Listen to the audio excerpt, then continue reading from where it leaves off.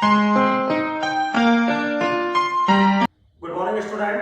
तो चलिए अगेन हम नई वीडियो के साथ हाजिर हैं। तो ISS पेपर 1 2021 सीरीज जो है बच्चों वो डी सीरीज है, ये भी थोड़ा ध्यान रखिएगा। तो क्वेश्चन नंबर है 21। तो विदाउट वेस्टिंग योर टाइम, क्योंकि टाइम इज वेरी प्रीशियस बच्चों।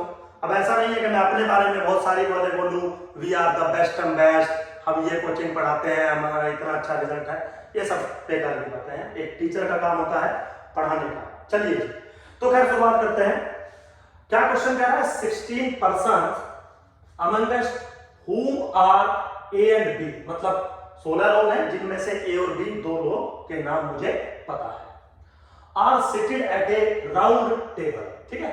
तो कहीं राउंड टेबल पर ये 16 लोग बैठे हैं, जिसमें से दो लोग फिक्स हैं, एक A है बंदा और कोई दूसरा बंदा B है, जिनके नाम मुझे पता है, ठीक। क्वेश्चन क्या है? What is the probability that there are 4 person between A and B। वो कह रहा है दो तो लोग हैं A और B, अब A कहां बैठा है, B कहां बैठा है, डजंट मैटर। बाकी जो बच गए 14 लोग, उनमें से 4 लोग इनके बीच में आने चाहिए, 1 2 3 4 कैसे भी, और जो बाकी के 10 लोग हैं वो कहीं राउंड टेबल पे अलग तरीके से आने चाहिए। इस बात की प्रोबेबिलिटी बताइए, ठीक है। Very simple, classical probability theory लगेगी, वेरी सिंपल। अब सबसे पहले तो बिल्कुल बेसिक रूल है, अगर आपको किसी राउंड टेबल पर n लोग सिटिंग करने हैं तो जो टोटल पॉसिबिलिटी होती है वो होती है n-1 फैक्टोरियल। तो अगर मैं क्लासिकल प्रोबेबिलिटी यहां पर थोड़ा सा लगाऊं तो टोटल केसेस कितने बनेंगे? टोटल केसेस कितने बनेंगे मेरे बच्चों? 15 फैक्टोरियल। क्यों बनेंगे?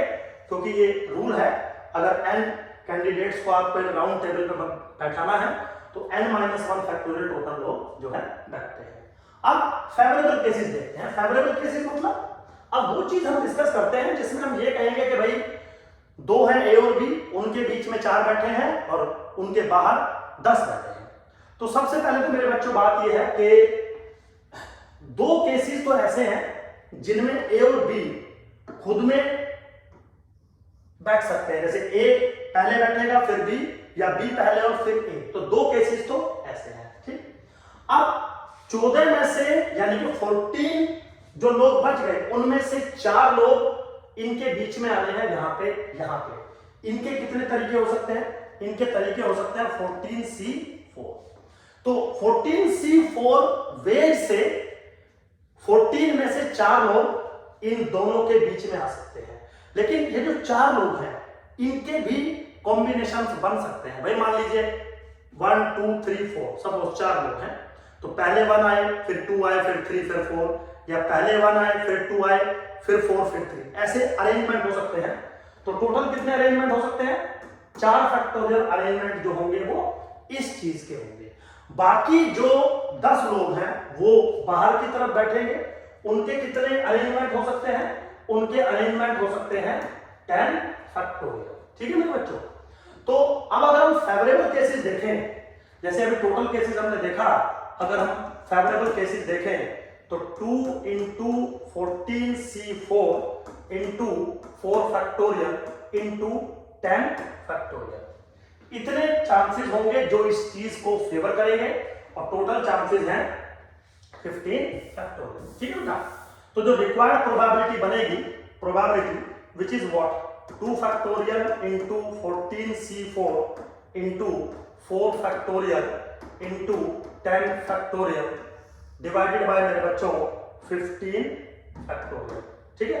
अब आप इसको सोल्व करेंगे, वेरी इजी, कोई ऐसा डिफिकल्ट टास्क नहीं है, लेकिन वीडियो में टाइम कम लगे इसलिए सोल्व नहीं कर रहा हूं। आंसर है 2/15, 2/15। तो C option is the correct option.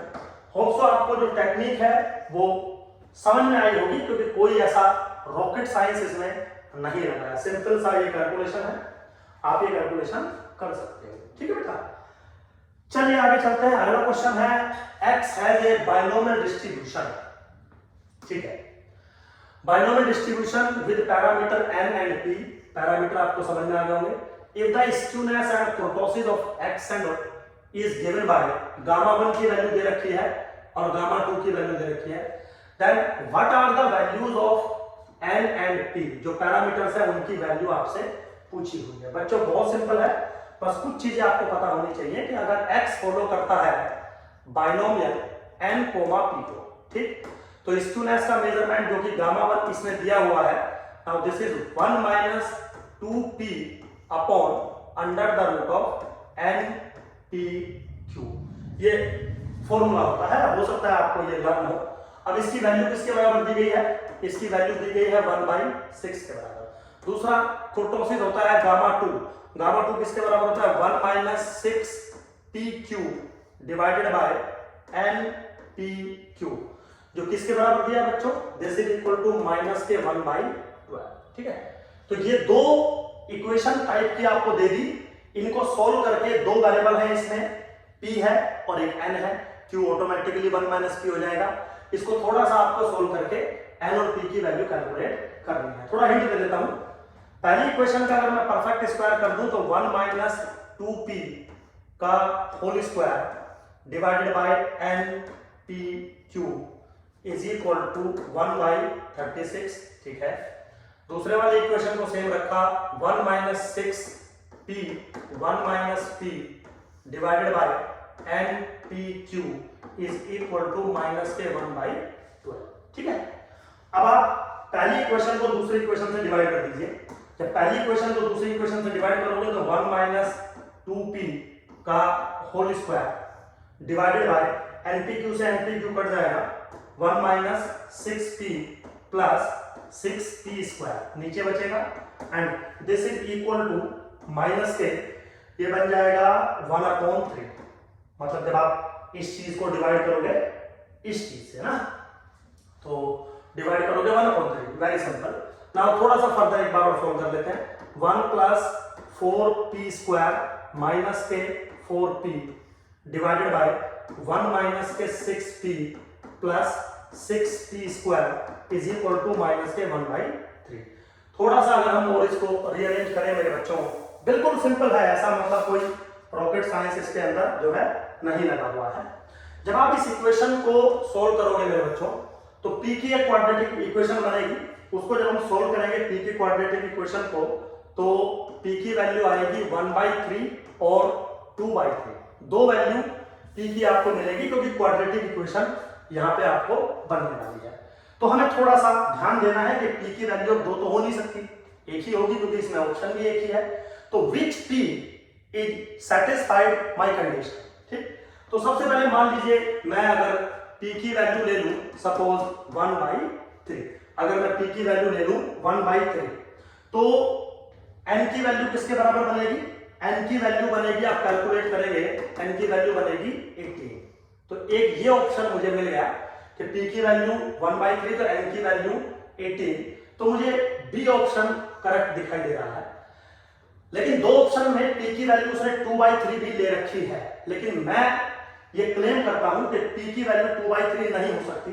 उसका रीजन ये है कि जो गामा की वैल्यू थी गामा 1 की, गामा 1 किसके बराबर था 1/6, और यहां पे किसके बराबर था 1 minus 2p upon under the root of n p q, ठीक है बेटा।